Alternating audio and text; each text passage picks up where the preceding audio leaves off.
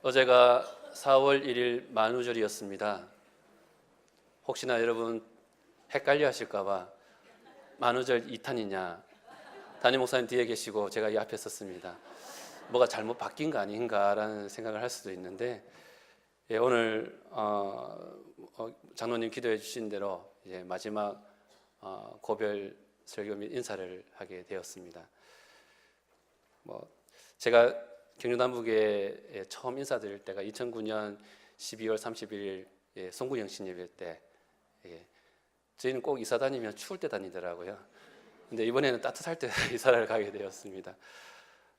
오늘 아침에 눈을 떴는데 이게 꿈인가? 지난 세월이 얼마나 빠르게 흘렀던지, 여기 어르신들한테는 죄송하지만 이 8년의 시간들이 너무나도 감사하게 잘 지나왔던 것 같습니다. 제가 이렇게 맡은 일들을 잘 감당할 수 있던 것은 우리 담임 목사님을 비롯한 모든 성도들의 그 사랑과 배려 덕분이지 않은가, 저는 늘 감사해요. 지금까지 형님같이 그 내리사랑으로 지도해 주신 우리 담임 목사님과 사모님, 부모님같이 품어주신 장로님들과 또 우리 권사님들, 그리고 동생같이 아껴주시고 배려해 주신 집사님들과 우리 여러 성도님들이 계셨기 때문에 제가 여기까지 이렇게 하지 않았나라는 그런 생각이 듭니다. 사실 고생 많았다, 수고 많았다, 어려운 일들 잘 감당했다 하지만 제가 한 건 별로 없습니다. 맡겨주신 일에 최선을 다하고 정말 이렇게 여러 성도님께서 도와주셨기 때문에 제가 일을 할 수 있었던 걸로 생각이 되어집니다. 이제 담임 목회라는 중대한 사역을 시작하면서 남부교회에서 받은 사랑과 은혜를 바탕으로 그렇게 그 일들을 감당하고자 합니다.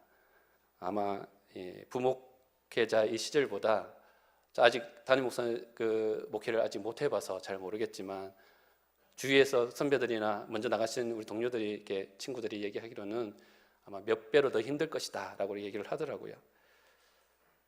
하지만 남부교회에서 받은 그 사랑과 앞으로 기도해 주시는 힘으로 말미암아 넉넉하게 잘 감당하게 될 줄로 믿습니다.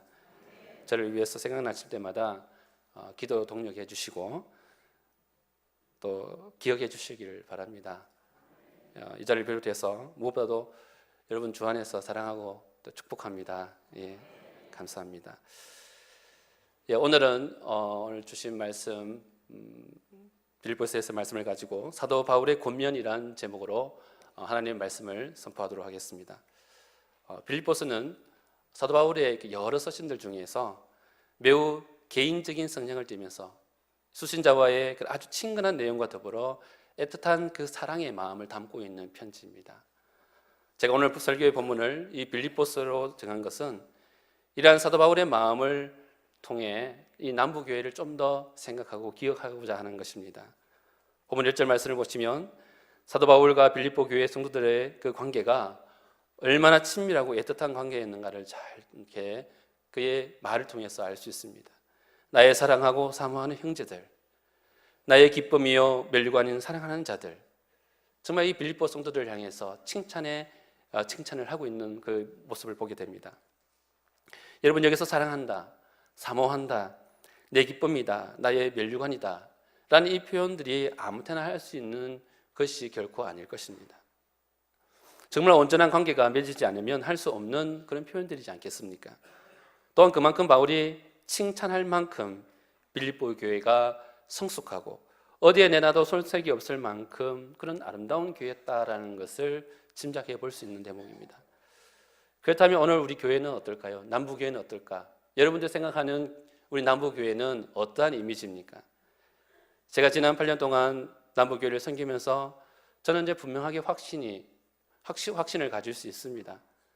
사도 바울이 그렇게 칭찬하고 자랑스러워한 빌립보 교회와 성도들 못지않게 경주 남부교회와 성도들 또한 세상에서 가장 아름답고 멋지고 칭찬받을 만합니다.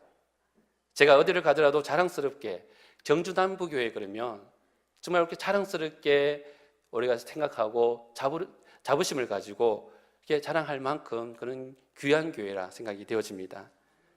이 시간 사도 바울이 들려주는 애정어린 권면의 말씀을 통해 우리 경주 남부교회가 주님 다시 오시는 그날까지 더욱 칭찬 듣고 좋은 소문난 교회로 성장하고 아름답게 지어져 가게 되기를 주님의 이름으로 축복합니다.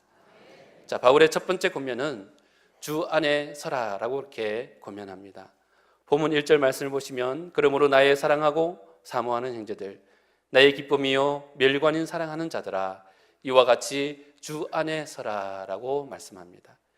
여기서 서라는 동사는 원래 이 병사가 군대의 병사가 전쟁 중에 적의 공격을 받으면서도 초소에 굳게 계속 서 있는 모습을 표현할 때 바로 이 단어를 사용했다고 합니다. 이 말을 조금 더 상세하게 표현하자면 견고하게 흔들림 없이 서라라는 것이고, 또한 굳게 흔들림 없이 서라는 그런 의미로 표현할 수가 있을 것입니다. 사실 써 있는 사람에게는 언제 어디서 강한 바람이 불어오거나 공격이 닥칠지 모르는 일입니다. 항상 견고하게 굳게 서 있어야지만이 어떠한 어려움이 오더라도, 어떤 그런 시련이 오더라도, 환난이 오더라도 그 일들을 이겨내 갈 수 있게 된다는 것입니다. 이러한 상황은 오늘 우리 교회가 처한 상황을 보더라도 그렇습니다. 그냥 건물만, 모습만 그냥 번듯하게 지어져서 아름답기만 한 교회는 어려움이나 환난이 오면 결국 쓰러질 수밖에 없습니다. 교회사를 보더라도 유럽 교회나 여러 교회들을 보십시오.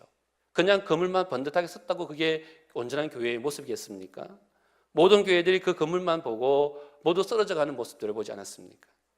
당연 아름다운 교회이어야 하지만 동시에 우리는 견고하게 서 있는 교회다운 모습을 회복해야 될 줄로 믿습니다.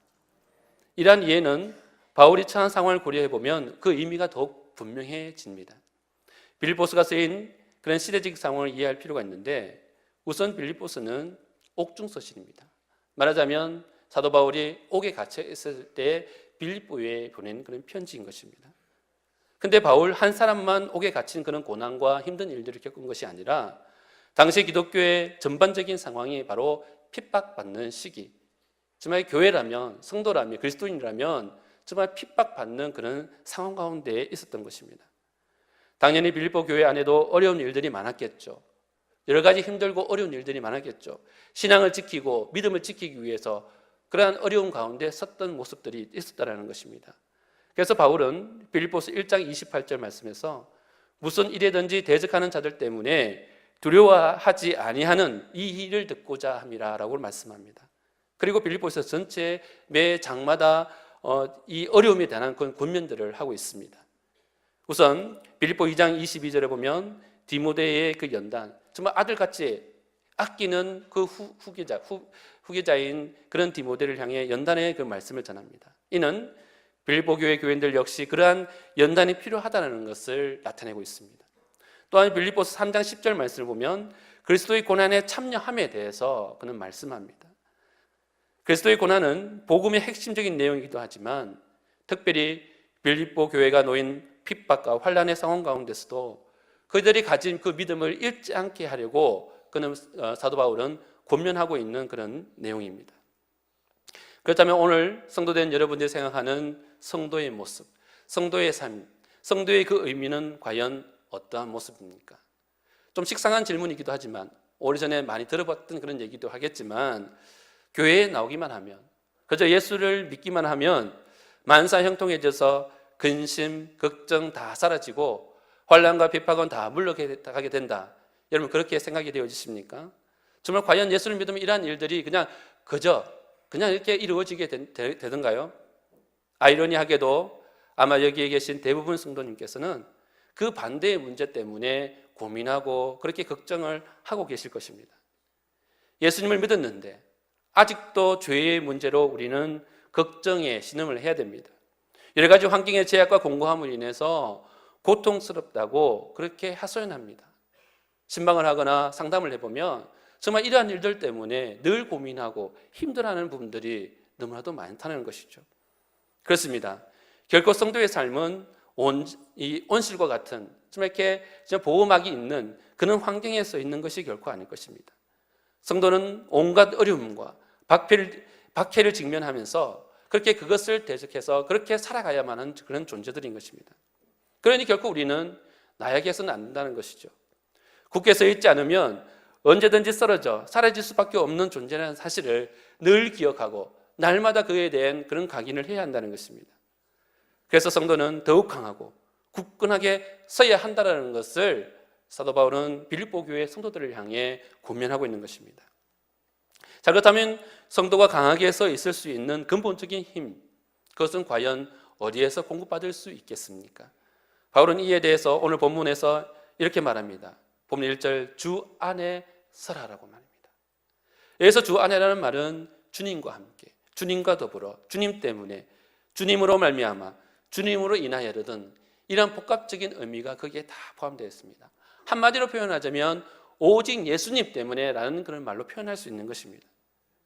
그렇습니다. 성도가 굳게 서 있는 것은 스스로가 강하기 때문이 아닙니다.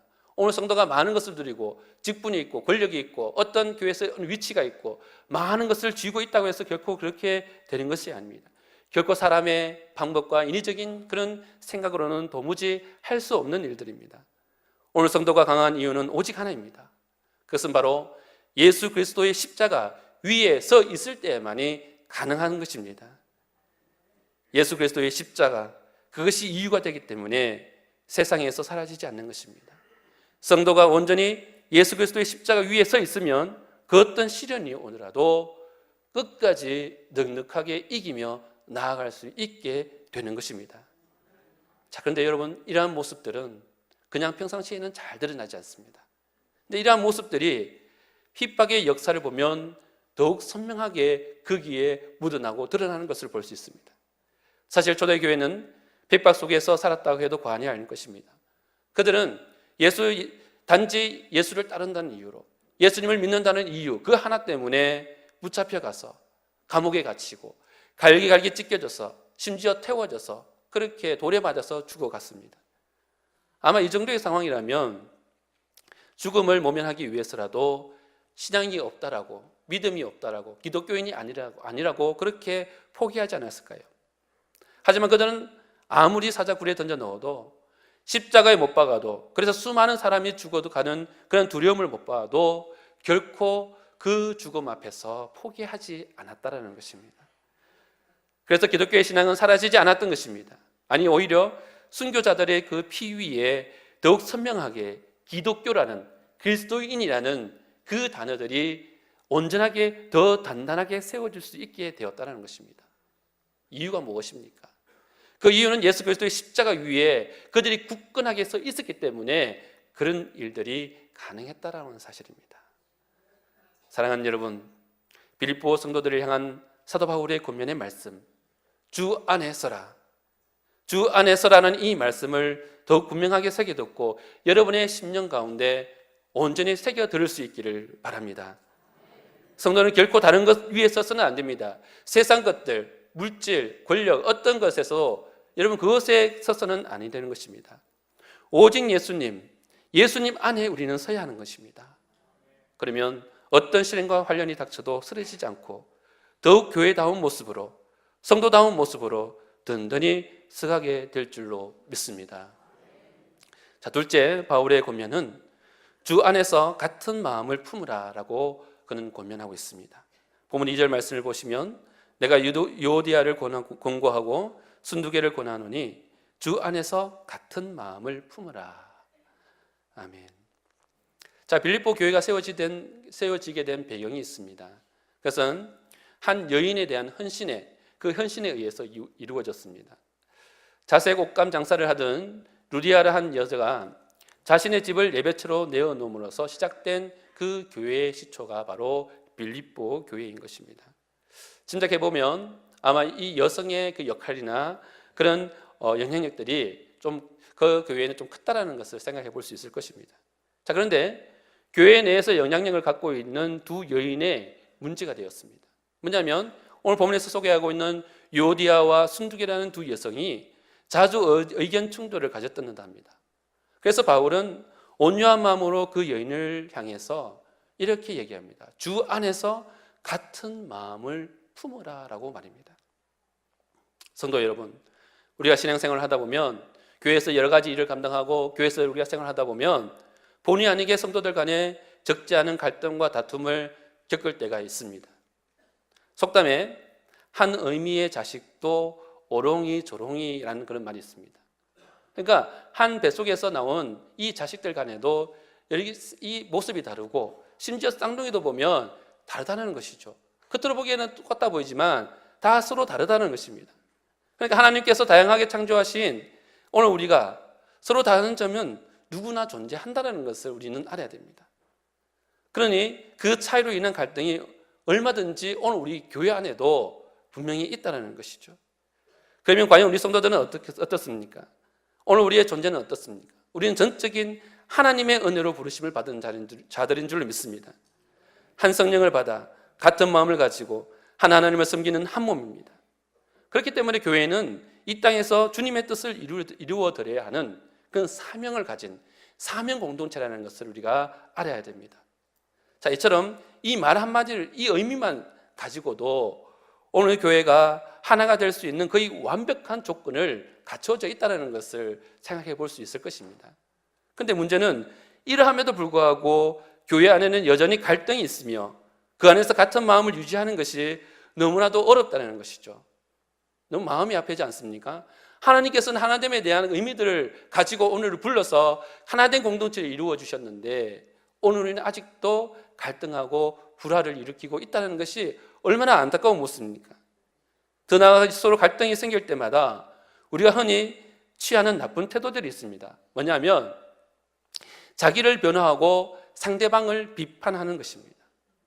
내 잘못을 보는 것이 아니라 자기를 변호하고 상대방을 비판하는, 손가락질하는 그의 모습을 갖춥니다. 그리고 자신의 잘못은 거의 보지 못하고 상대방으로부터 받은 그런 상처만을 더 부각시키고 그것을 드러내려고 하는 것입니다.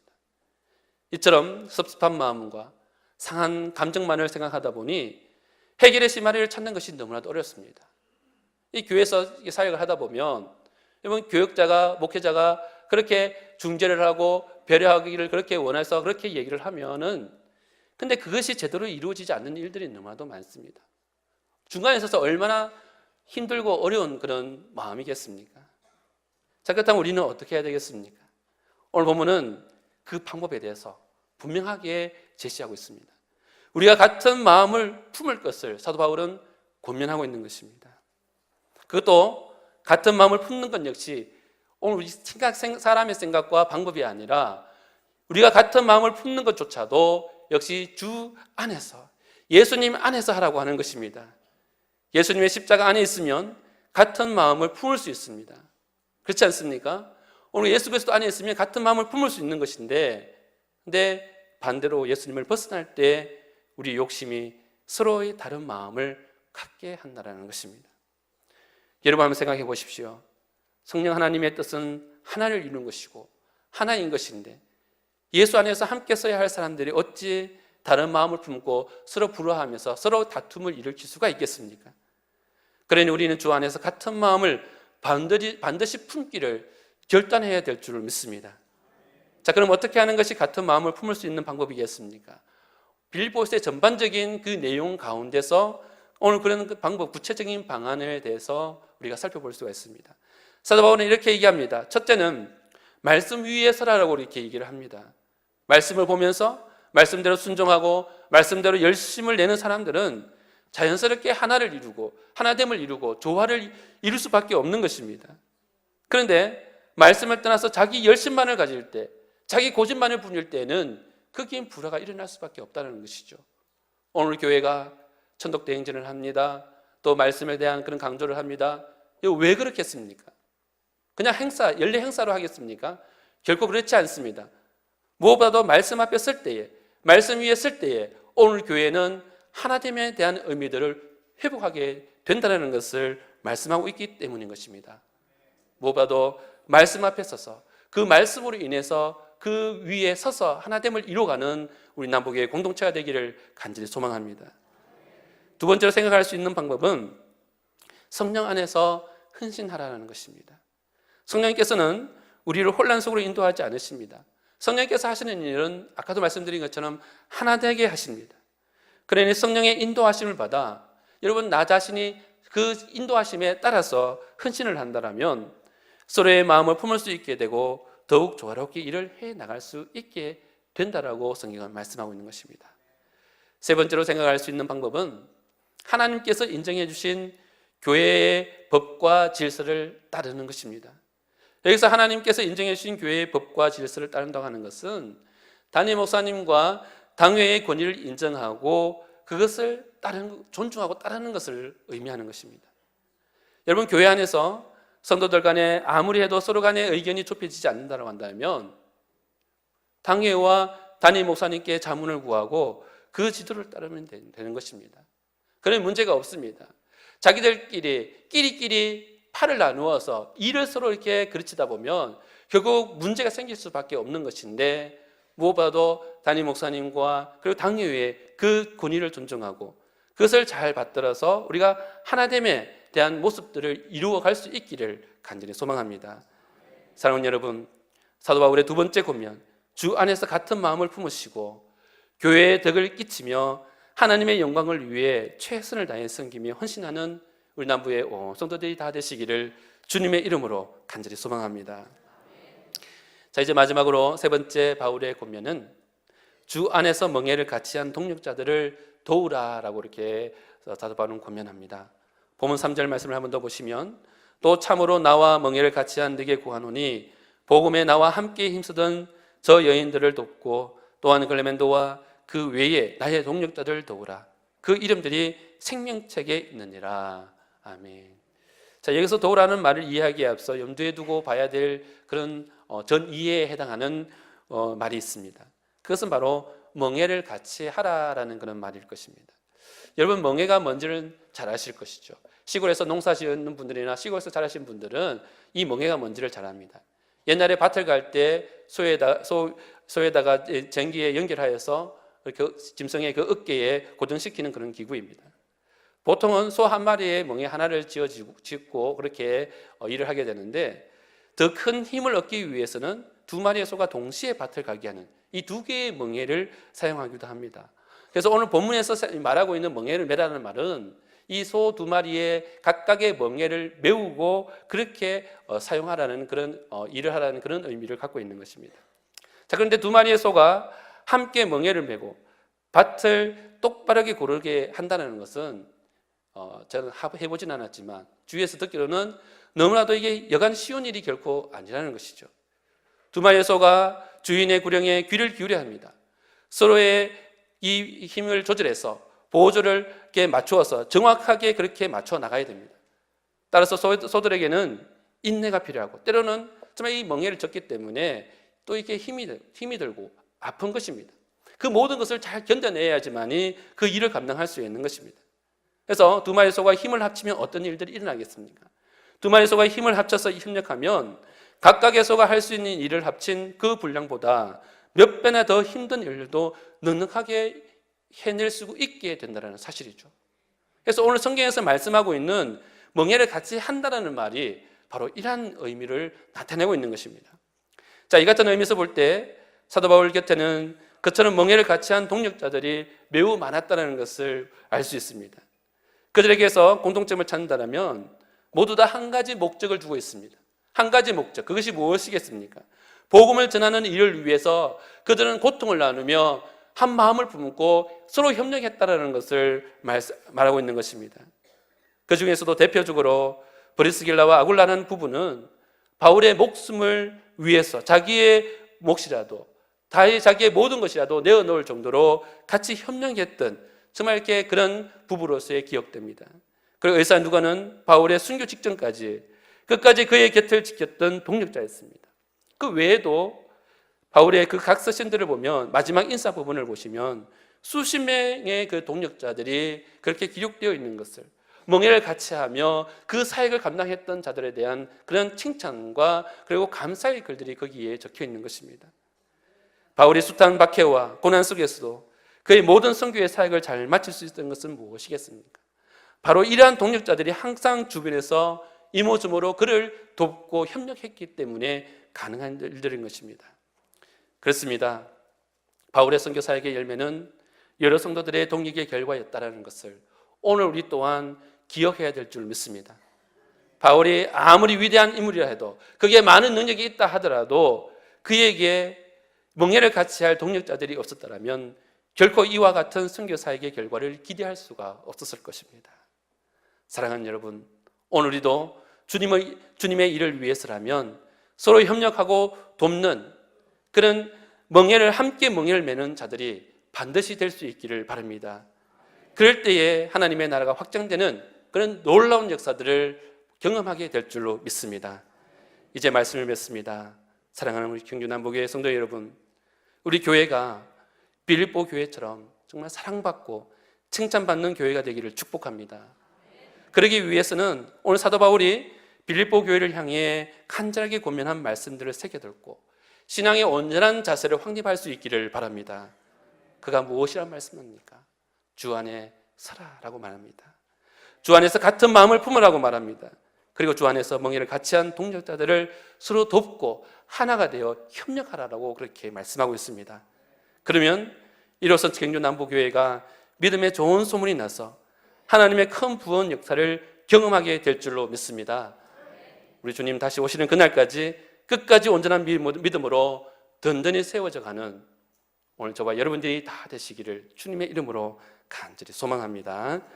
기도하겠습니다. 하나님 아버지, 사도 바울의 권면의 말씀을 통해 오늘 우리가 마음에 품고 담아야 할 말씀들을 듣게 하시니 감사를 드립니다. 우리가 어떠한 상황에서든지 주 안에서 서게 하시고 주 안에서 같은 마음을 품게 하시며 멍에를 같이 메고 서로 도우며 주님 맡겨주신 일에 더욱 충성할 수 있는 청직의 사명 감당케 하여 주옵소서. 경주남부교회가 시대적인 소명을 가지고 세상을 변화시키며 구원의 방주로 하나님 앞에 끝까지 귀하게 쓰임 받을 수 있도록 친히 역사하여 주시옵소서. 예수님의 이름으로 간절히 기도드리옵나이다. 아멘.